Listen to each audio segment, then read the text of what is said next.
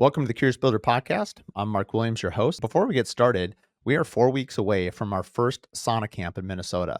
If you've been tuning into the show for a while, you realize that I love wellness. I love celebrating business owners and really want to celebrate their health, their wellness, so that they can operate in the businesses that they have, support the families that they work so hard for, as well as their trade partners and their clients.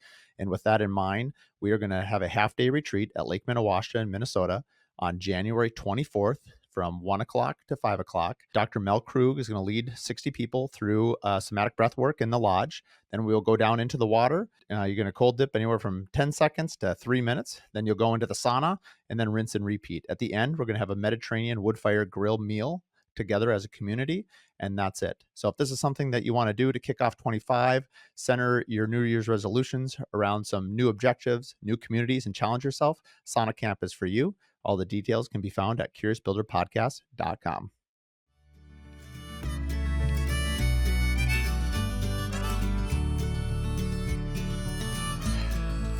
Welcome to the Curious Builder Podcast. I'm Mark Williams, your host. Today is Thursday, and it is our Q&A 20-minute session. And I was asked a question as you come into the new year here, the close of 24, is what are the things that you're looking forward to doing in 25? And I've spent the last couple of weeks thinking a lot about the things that have gone right this year, things that have gone poorly this year. And I was reminded of something I heard recently. It's a Japanese word called Misogi. And so I've looked it up a little bit, and I'm not ready to share what mine is for next year, but I've been thinking a lot about it. I know what it was for last year for me, but for those that aren't familiar with the term, it's basically the notion of Misogi is basically something that you do that's hard one time of year, but it has an impact on the other 364 days out of the year. So put something big on your calendar that maybe scares you. And I think one of the three guiding principles of this is basically it should be something that you could fail at. It's not guaranteed success. So what that, maybe it's starting a new business, maybe it's a personal goal, maybe it's running your first marathon, losing 20 pounds. I think each person has to define what they want that to be. And when I first heard this term, it was actually Jesse Itzler. I was listening to, I think, Living with a SEAL earlier this fall when he lived with a Navy SEAL. It's a fantastic book for those that haven't read it. And I didn't realize that I had actually been doing this principle for a while without realizing it. And last year, it was really clear. I've talked a lot about it on the podcast just because it's given a lot of, I think my favorite quote this past year has been, boundaries create freedom. And in some ways, if you have a singular goal, it creates boundaries. Right now, I'm in the middle of Hard 75 with about 13 other builders across the country. And there's certain things you can and can't do. Those are boundaries. They create freedom. I don't have to think about maybe some things I'm going to eat or some things I'm going to drink or what I'm going to do at 5 o'clock or what I'm going to do after I put the kids to bed, because I've already made the decision of what I want to do. And so in some ways, it becomes really clear. It becomes a habit. It becomes, in some ways, I'd say the principle is easy. The discipline is hard.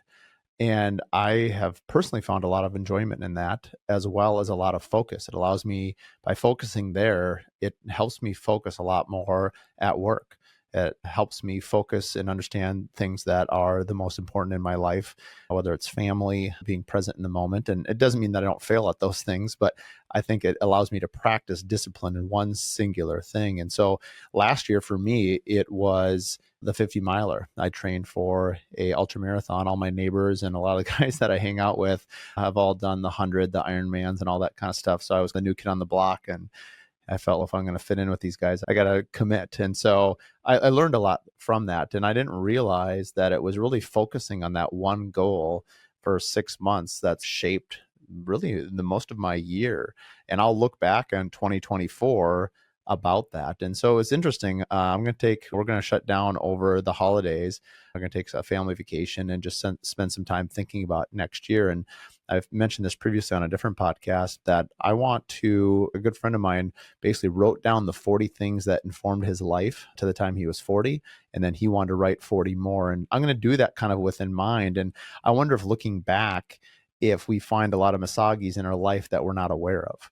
And sometimes I think they're choices. Sometimes I don't think they're a choice, but they just happen to you. Like, I think getting married is obviously a huge thing that happens in your life, or has happened in my life. Having kids, each one in some ways like defines that year. I think if I'm going to go back and look at dates, like off the top of my head, If I'm going to say a date, I'm going to say, obviously, the most important thing that happened that year was the birth of my daughter, May, or Simon, or Tate, or something like that, because it's the rest of your year goes around that. And I think you can take this principle and apply it to your personal life. I think you could apply this to your business life, and maybe they're one and the same. I think everyone has to tease that out for themselves. Certainly one informs the other. I think in terms, just reading here of some of the guiding principles of Misogi, is that maybe it's a 50-50 chance that you make it. I think of this as more of a goal. Hopefully it's not 50-50 chance of whether your kid makes it with you as your parent. Basically, like, you sign up for a race, whatever it might be. Maybe you do the training and maybe you burn out. I think that's okay. I think understanding that there's a lot of lessons to be learned in the journey. And I think that's true of starting a business. I think the last couple of years now, even like the Curious Builder is obviously a new enterprise for us. It's 2 years and we keep innovating. This year, we've added a ton of different things. And I didn't really have a guiding principle to direct it. I now have a much clearer idea of what I want the Curious Builder brand to be. The podcast is one of 5 or 6 different hubs, but it's really community. My goal is to educate and to communicate and to bring people together. That's the fundamental goal of why I'm doing the podcast, why I enjoy it, and what I seek to continue to do with it. I think the second principle is Misogi, something that it should scare you a little bit. Maybe there's a hint of fear. I think when you're starting a business, there's always that fear of what if it doesn't work out? And I've spoken about that previously too, that I think for me, I think in 2008, 2009, and 10, realizing that failure was okay. And I've mentioned this on previous episodes. It was my dad, who was a builder and entrepreneur for 30 plus years, who basically said, hey, if you fail, you declare bankruptcy, whatever happens, like, that's not the end of the road. Like, that's just a chapter. And it can really help launch your next chapters. And you read a lot of biographies or memoirs of successful people, entrepreneurs, personal life, whatever it is, that there's a lot of failures before success. And I think if you were to look back, I know for me, I've probably learned the most through the most difficult experiences. It's not that they've been the easiest. I can't say that I can say now in hindsight that I'm glad that I experienced them, because it made me a better person, a better business owner, more aware. But I have a lot of growth. And I think if you don't have those scars, if you don't have that experience to grow, it's hard to keep improving without kind of those roadblocks, if you will. You have to figure out a way around them, or a glass ceiling. I've been told before, specifically about building, that between 10 to 12 million a year in revenue to get to 20 million is really difficult. I don't know if that's true in all the markets, but in Minnesota, that was another builder shared that with me. And it's interesting, as you bump against that ceiling, it's a staffing problem, it's a marketing problem, it's an office problem, it's how you scale your business is a whole nother thing. And I think every business, whether you're builder, remodeler, marketer, supplier, I think every industry has its little ceilings, and how do you go through them? And I think those failures really help you evolve to the next generation, or to the next level of what you're trying to achieve. I'm reminded of this thing about picking something that might scare you, that you might fail at. I think if you just pick easy goals, if you're just checking off a list, I'm not sure how much you're improving. But Alex Honnold is a famous rock climber, and he recently was being interviewed, and he had just mentioned that we don't do enough things in our life that cause us genuine fear. And obviously he's a rock climber of extreme capabilities. And so he's maybe navigating fear in a lot different ways than some of us pedestrians would be, but fear is still relative. And I think his point was, and what he went on to say, is that if you don't know fear, it's hard to know true joy, or the depth of joy that could be there. And I guess I always think about in terms of like sports, or pushing your boundaries or your limits. You might, for instance, running doesn't have to be death fear. Could you push yourself so hard that you faint or black out or puke? I used to be a coach for a cross-country running back in, 15 years ago, 12 years ago, whatever it was. And we had this one kid. He was amazing, but it's like his body knew he was going to war every single time he raced. He would, 5 minutes before the race, he'd go over on not on all fours, but on his knees, and he would just puke his guts out in the woods. And we often remarked on that. And then he would absolutely just go to war. But that was his body's way of knowing he was going to push it to his limits. And that's a very visual one that you can actually see. A lot of times I feel like when we push our limits, we don't see it. We see stress. We see gray hairs as you get older. Certainly see stress. Sometimes you see people put on weight. I've seen people lose a lot of weight due to stress. And so I think stress causes a lot of different things. But I think this thing about scaring you, I think you can do it in a healthy way.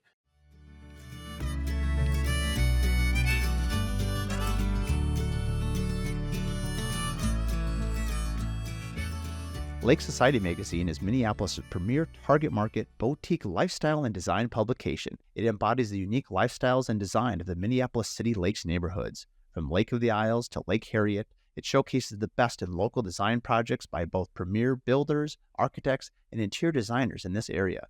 Lake Society magazine has the look and feel of a national publication with glossy covers, high-end finishes.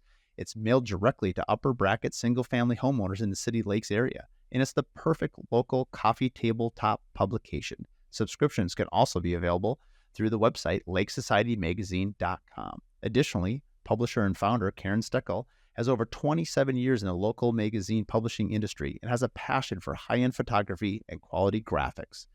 Her commitment to quality, visual simplicity, and beauty are strongly reflected in her beautiful Lake Society magazine. Maybe you're a project manager working for another builder and you've been wanting to start a business for a long time. Maybe this is the year you find a road to do it. And yeah, it's scary. Starting a business is really scary. Maybe you're at year 25 or year 30 and you're thinking about retirement. It's scary. You've been building for decades. How do I unwind this? How do I shut it down? How do I transfer it on? If legacy is important to you, what does that mean? And so I think there's a lot of different things that we can use the second principle of Misogi with. How does something scare us?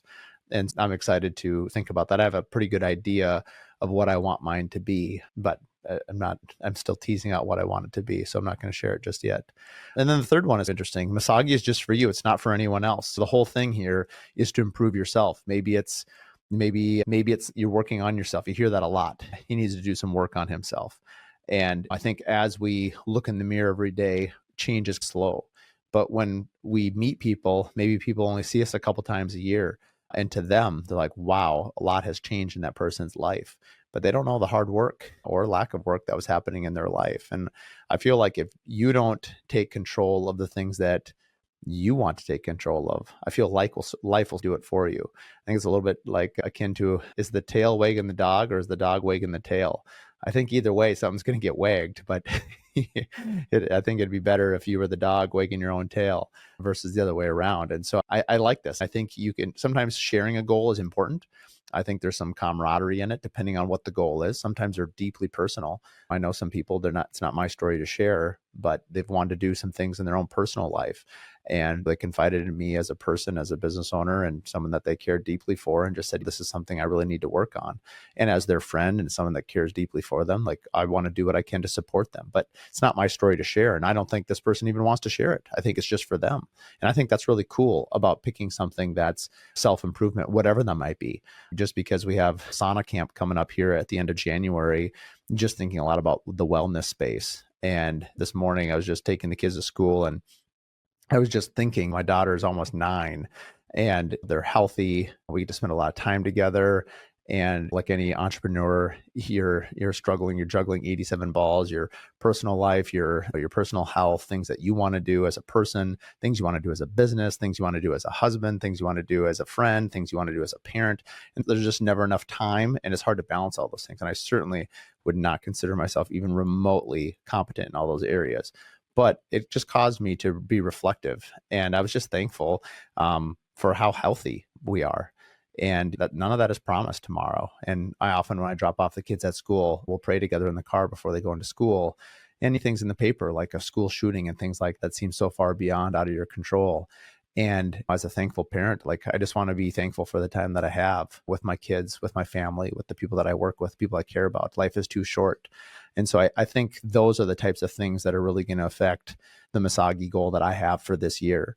And whether I share it or not, I guess we'll see in the coming weeks. I think my plan is to take a couple of weeks to really write down a lot of my thoughts, which I very rarely do.